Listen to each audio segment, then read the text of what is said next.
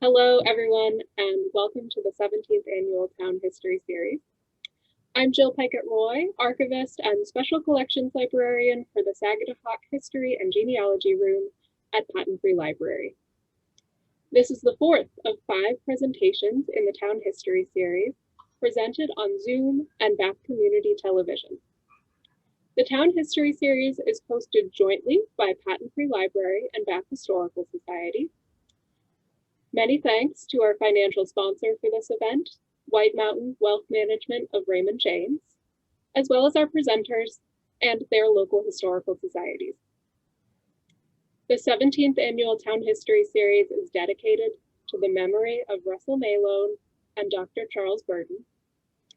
Both men, as you've heard during our previous talk, are representative of the amazing level of knowledge, professionalism, and public spiritedness that favors this wonderful community. Today's presentation is about the town of West Bath. I'd like to take a moment to thank West Bath Historical Society for selecting today's speaker and also for becoming part of our business sponsor program this year. Business sponsors support programming at Patent Free Library from the children's room to the history room. This week, you can pick up a grab-and-go craft sponsored by WBHF. You can read about the Historical Society in our email newsletter, and you can see their logo on the book drop when you come to pick up your curbside order. In addition to all that, West Bath Historical Society assists the history room year-round with valuable research support, and the history room is the proud home of their archival collection. There will not be a follow-up session for this presentation, as there has been for other talks this year. Instead, we'll have an extended question and answer period at the end of the presentation. Please feel free to type your questions into the Q&A feature at any time during the presentation. If you need to communicate with me or my co-host Jack Martin, please use the Zoom chat function. Okay, our presenter from West Bath is Dr. Peter Stackpole. Peter had a career teaching chemistry in Massachusetts and New Hampshire before retiring to West Bath with his wife Carolyn in 2006. They became members of the local historical society almost right away. As you'll hear, Peter's connection to West Bath stretches back 100 years. Peter, thank you so much for joining us. You're welcome, Jill, and thank you very much for the opportunity. Good day to you all. I am Peter Stackpole, and I'm pleased to make this presentation entitled 100 Years at Campbell's Pond. To begin, I think a little perspective is in order. This piece covers the period from 1919 to the present, during which a property on the Campbell's Pond Road in West Bath has been in my family. As such, it is a history, and I will be as accurate as I can. But remember what George Santayana said. History is a pack of lies about events that never happened, told by people who weren't there. I will leave it to your judgment whether any of this material falls into that category. My title arises because in 1917, my grandfather, Benjamin H. Stackpole, moved himself and his family, wife Mildred, son Charles, daughter Carolyn, and son Philip, from Augusta, where he had been the custodian at Coney High School, to West Bath.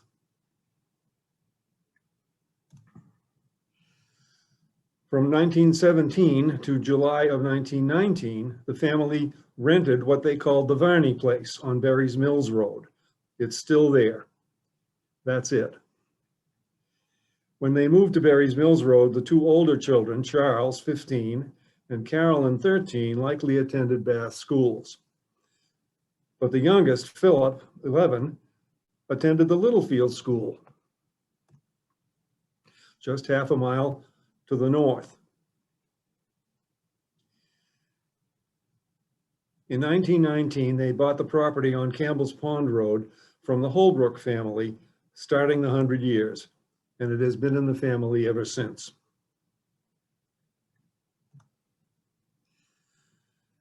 They called it the farm. We do too.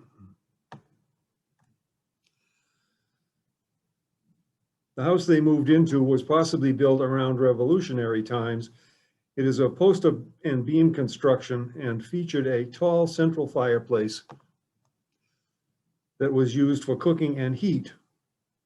In due course, after the electricity came to the farm, this was removed and replaced with a smaller version. When they moved to the pond, they joined 3 other families whose properties included shoreline. Petchy at the northern end, Metcalf Coombs next door to the north, and Williams at the southern end. I will have more to say about these folks later.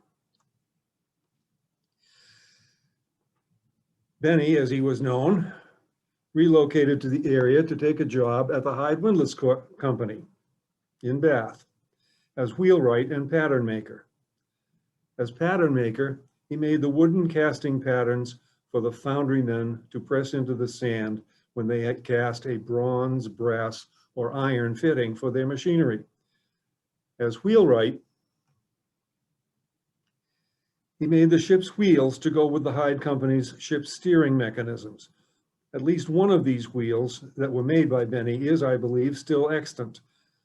In 1925, the Department of the Navy mandated that the USS Constitution, Old Ironsides, be restored, and a Bath native, Lieutenant John Lord, was commissioned with the job of superintending the work. In the course of this effort, ships' chandleries and outfitters nationwide were asked to supply items to be used in or on the restored vessel. Hyde Company agreed to manufacture a ship's wheel to replace the one then on Old Ironsides. As wheelwright, Benny made it himself. My source for that is my father, who was alive at the time. And it is a marvel. It is a double wheel about 5 feet in diameter, which with pedestal stands about 8 feet tall. The 2 wheels are attached coaxially by a capstan drum that the tiller rope winds around, and its dimensions are such that as many as 8 seamen may man the wheel should conditions require that many. In the picture, you can see 5 children posing with the wheel. They are some of Ben and Millie's great-grandchildren. Clockwise from the left, Scott Wilson, David W. Wilson, R. Christopher Wilson, Kimberly Wilson, and Linda Wilson. The picture was taken aboard Old Ironsides at the Charlestown Navy Yard in Boston. The name Campbell's Pond probably derives from that of a series of related families that owned properties that bordered the pond. A title search shows that in 1826, the property where I am now living was owned by a John Campbell. On his death, it passed to his son James, who conveyed 1/3 of it to his mother as widow's dower. He built her a new house to the north of his own and allowed her the use of his own barn.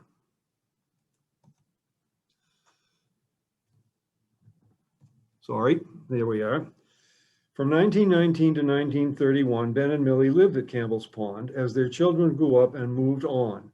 Charles became a lineman for the Central Maine Power Company, and family legend has it that he was instrumental in bringing electric power down the Campbell's Pond Road when influential people at Birch Point wished to enter the world of alternating current. The family story goes that Charles volunteered to show the Central Maine Power Company supervisors the routing options for the power lines. One option was to come down the Campbell's Pond Road from Winnegans.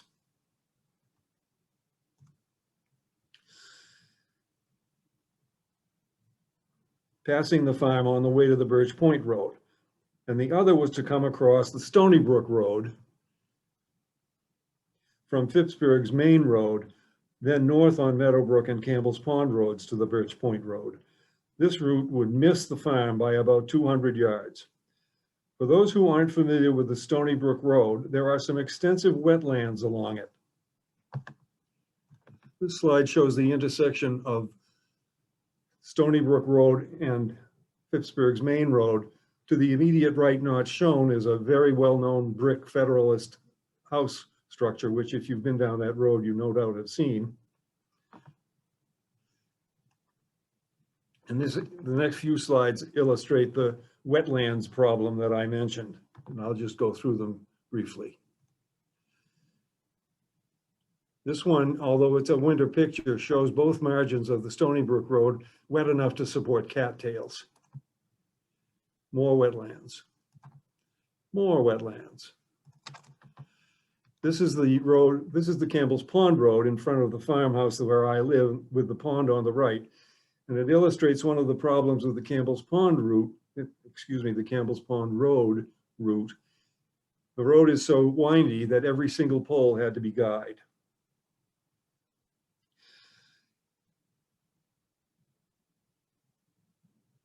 Charles made sure that the Central Maine Power Company supervisors found all of those wetlands, and in the end they chose the Campbell's Pond route, which meant that the farm got electricity years later than it would have otherwise. Once electric power was available, it was practical to pump water for domestic use. At times, at least 6 families drew their domestic water from the pond. It was then and is now potable water. It was Benny who had the water line from the pond to the house installed. After the house was electrified, he hired a neighbor, Jim Coombs, to dig a 100-foot trench from the house across the road into the pond, lay a tile drain in it, and run a 3/4 inch copper pipe through it. This Jim Coombs did with pick and shovel through blue marine clay in a day, including backfilling. As far as we know, we are now the only family with an active water line in the pond.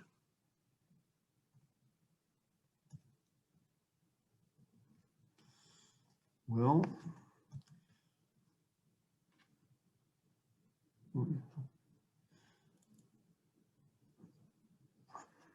no, I mishandled that. Let's see.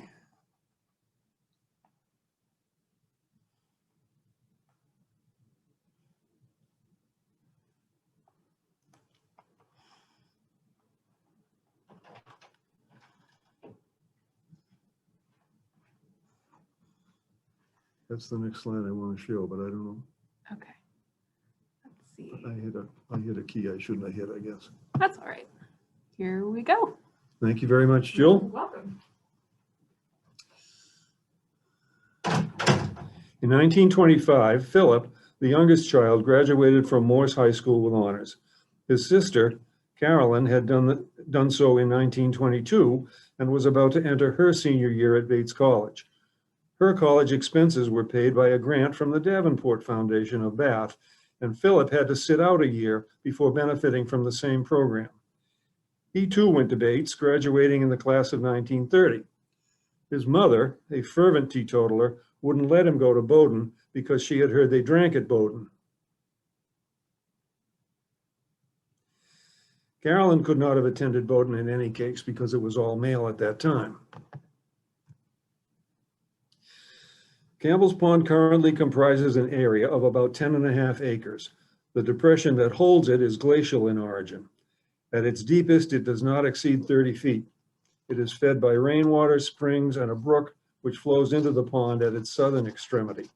At the northern end, an outlet stream that has been dammed by beavers flows north, then west into a marsh near the Sabino Road, crossing under said road by way of a culvert and eventually finding the waters of the New Meadows at Dam Cove. The pond is a viable ecosystem, being home to a few species of freshwater fish and various amphibians and reptiles, and currently a lodge of beavers. In addition, numerous aquatic birds visit when the water is open. These include ducks, geese, cormorants, great blue herons, a sandhill crane, and even a swan. The sandhill crane is a species native to Nebraska, so this one is clearly a tourist. As a side note, the tree next to which the crane is standing is a horse chestnut planted by my father the first year the family was here from a chestnut obtained in the neighboring Petchy's yard. Raptors, including bald eagles and osprey, can often be seen finding their food in the pond. The pond has been used as an ice pond, and I have in my barn both a man-powered ice saw and horse-drawn ice tongs that were used to cut and move the cakes into storage in an ice house that in the 1950s was still present, though decaying and unused, on the east shore between the road and the pond. This is the ice saw right here. And right behind it and hanging down behind those screens are the tongs. So those are horse-drawn ice tongs. In the first decade of my family's stewardship of the pond property, Benny worked for Hyde Windlass and Millie kept house. The children, who were growing up, went to school and helped with farm chores, which were considerable. There were farm animals to see to, including a horse, cows, hens, pigs, and cats. There were also gardens, both flower and vegetable. Millie's flower gardens were so spectacular that in season, people would tack up the family horse, hitch to the buggy, and travel down to the pond to admire them.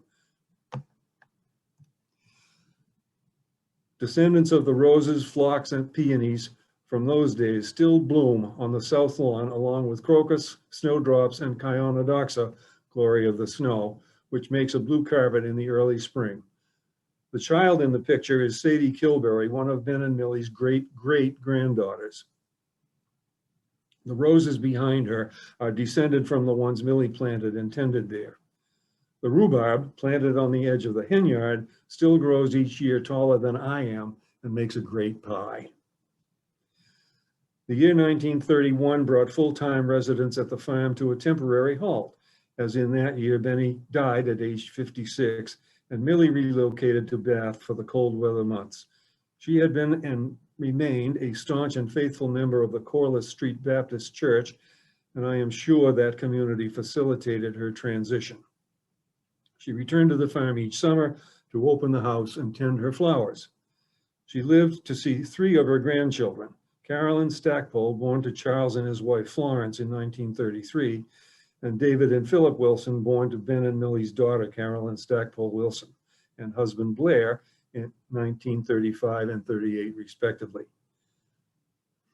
A problem you will have with this presentation is that there is a confusing superabundance of women named Carolyn Stackpole in my family tree, my aunt, my cousin, and my wife. I understand the difficulty, and I can't help it. The period from 1932 to 1945 saw the arrival of the next generation, the grandchildren. As noted previously, Carolyn Stackpole and Philip and David Wilson were all born in the 1930s. The fourth and last of this level, Peter Stackpole, came on the scene in 1945. Hey, that's me. Unlike my 3 cousins, I was not born in Maine, but suffered the ignominy of coming into the world in Fall River, Mass. With apologies to Senator King, my only excuse is that is where my mother was at the time, and since it was such an important day for her, I thought I should be with her. Millie passed in 1941, bringing the end to the first generation of Stackpoles at Campbell's Pond. The farm continued as seasonal property thereafter, being used during summers and other school holidays by the descendants. Charles died in 1945, and Florence and Carolyn, his widow and daughter, relinquished their interest in the farm. Ben, Millie, Charles, and the first 2 Carolyns are all interred in the south side section of Oak Grove Cemetery in Bath. Before going on with the chronology of my family at the farm, I would like to mention some artifacts that were left behind by previous generations in the house or the barn, and of which some are still in use. In the barn, there was the ice handling equipment, also hay harvesting and stowing gear, shown here. That's a pitchfork. That's a scythe. And that's a hay fork that was used to move unbaled hay from the wagon into the hay mow. There were stanchions for securing cattle in their stalls, a horse-drawn disc harrow, snow roller and rake, apple picking ladder, cider press, and the proverbial one-horse open sleigh. This last was likely left by the previous owners and is therefore likely to be more than a century old. At least parts of it are. This slide shows what it looked like when we extricated it from the barn, where it had been for 100 years. The people in the picture with me are my daughter Lynn and her husband Mark Tripp. The sleigh had been repaired several times before I ever saw it, and I have made my own rude attempts at refurbishment, as shown in this slide. It will reside and be used at Sable Oak Equestrian Center in Brunswick, where Lynn and Mark keep horses. Inside the house are shelves holding books with titles like Troubles We Don't Talk About and Humphrey's Mentor and Medical Advisor, as well as a cowbell, which is shown on the top shelf.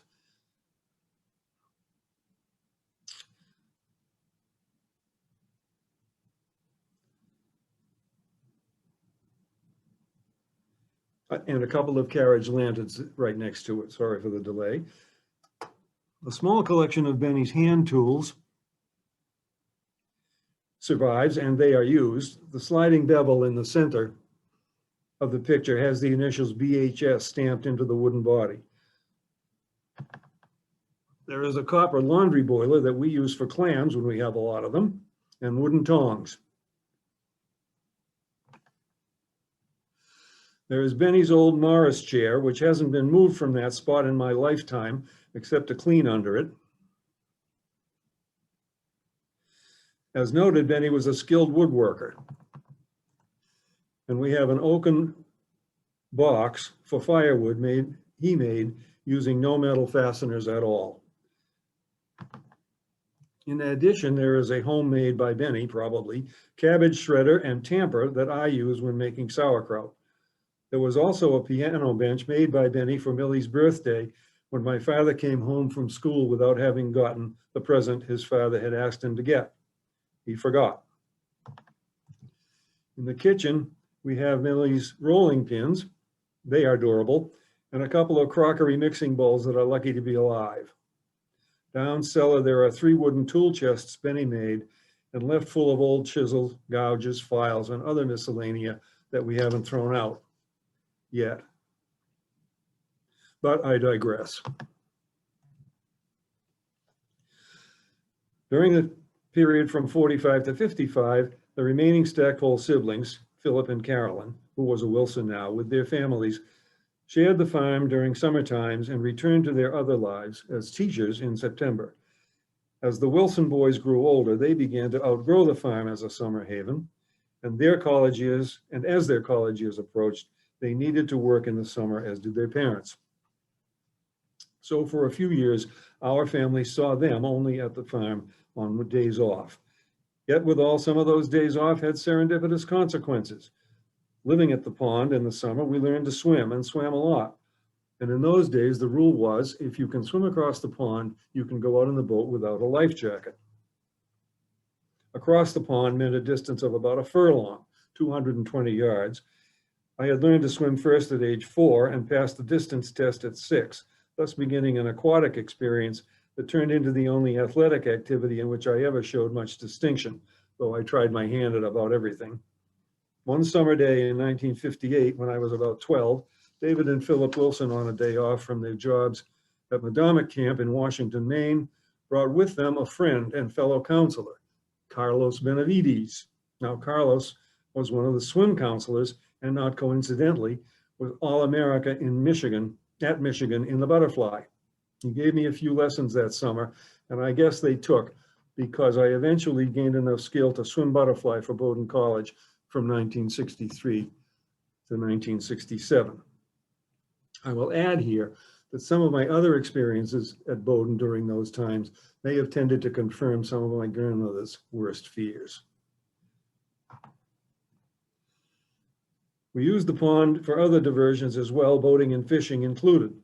Sometimes we would come up during a February school vacation, and if there was no snow, we could skate. What we had to do, though, was cut a hole in the ice to get water. This was done with an axe.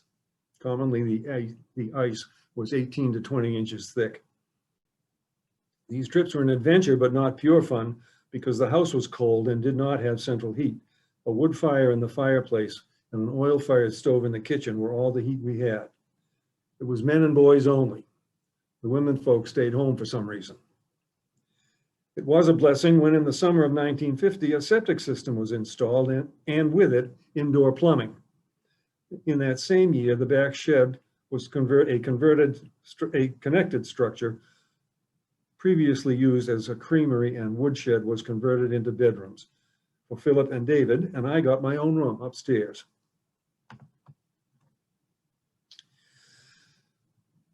(1954 to 1960) were the college years for Philip and David, and while they had time at the farm, it was intermittent.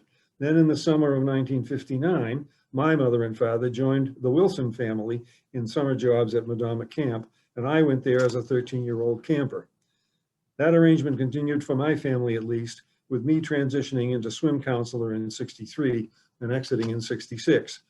In those years, we opened the farm on Memorial Day, closed it on Columbus Day, as that holiday was then called, and spent what time we could there in the interim cutting wood and doing maintenance so that we could come back the next year to cut wood and do maintenance. This period also saw the beginnings of the next generation of descendants as great-grandchildren David, Scott, and Linda Wilson were born to David and Nancy Wilson, and Christopher and Kimberly Wilson were born to Philip and Gail Wilson.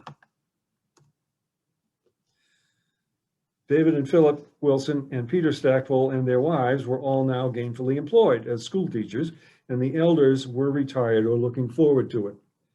Blair and Carolyn Wilson bought the property immediately to the north, remember the widow's dower, from Robert and Myra Combs Metcalf, and refurbished it as a retirement home. Carolyn Wilson was able to look after her mother's flowers next door. Philip and Dorothy Stackpole bought property in South Harpswell at Potts Point and retired there. Both the elder Wilsons and Stackpoles transferred their interest in the farm to their children. David and Philip and Peter and their wives were now proprietors. In 1972 and 74, Peter and Carolyn Stackpole were blessed with the arrival of daughters, Lynn and Amy. The 4 grandchildren of Charles, named Charles, James, Cheryl, and Susan, rounded out that level of descendants at a count of 11. During the next period, the farm continued as seasonal property as continual attempts were made to keep the buildings upright. These attempts met with various levels of success. In 1986, Philip Stackpole, the last of Ben and Millie's children, died at age 79.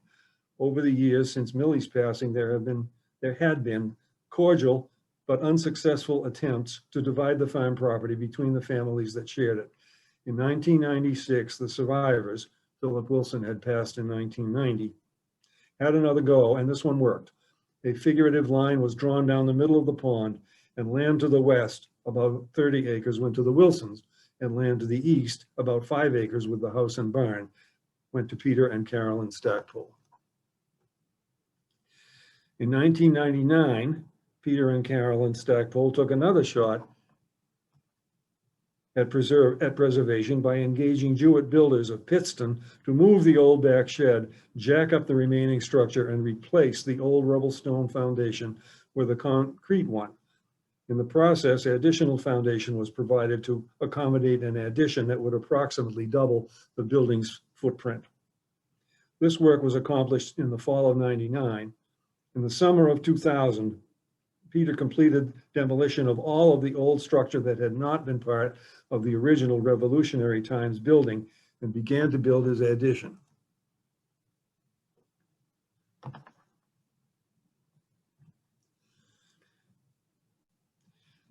This slide is a composite of 4 images taken during the raising of one of the end walls. It should be viewed clockwise from the upper left. You can see a diagonal brace in the second panel as the crew is raising the wall. The job of the man on the ground in the fourth panel, is to drive a nail in the end of the diagonal brace when the wall is vertical, thus fastening the brace to the sole plate and preventing us from pushing too far. The man's name is Chris Wilson. He is a great-grandson of Ben and Millie.